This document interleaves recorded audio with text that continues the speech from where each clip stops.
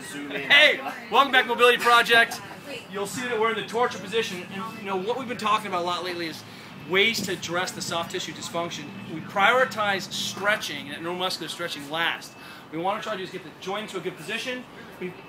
Jesse is sitting here in extension. He's got his butt on to support the joint, hip back in extension. And Yami, this is kind of our classic setup. Instead of Jesse flossing, kind of pressing in, he stays in one position.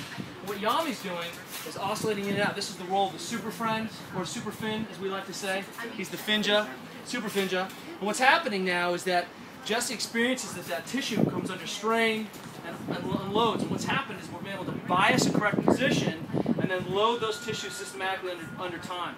And so thinking, you know, kind of treating till you make change over time, Yami's, you'll feel the band tension change, and then he can also change the direction, you know, in a nice little concert here. What do you feel?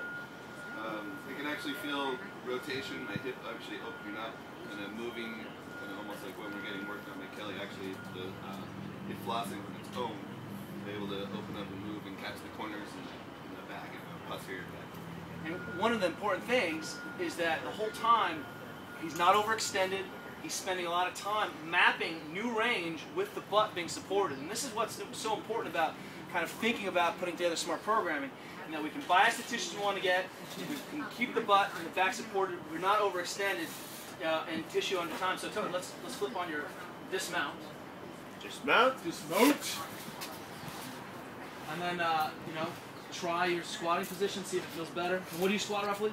909. 909, just that wasn't a blip, that was just 909 pounds.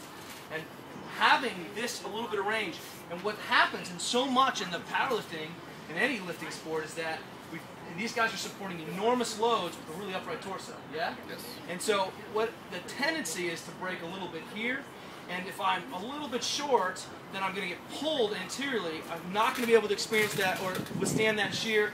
Torso comes forward and I miss. So being able to differentiate, especially those last few distances of range in the hip, makes a big, big difference. Make sense? Yep. And for you athletes who are starting to kind of get out of this overextended model, what's happened is here you've been short, here you've been overextended, now you're starting to pull back, which a lot more of this anterior hip kind of becomes on tension and becomes a limiter. So this is a really nice way to deal with that. Flossing, it's the new black. You'll see you tomorrow.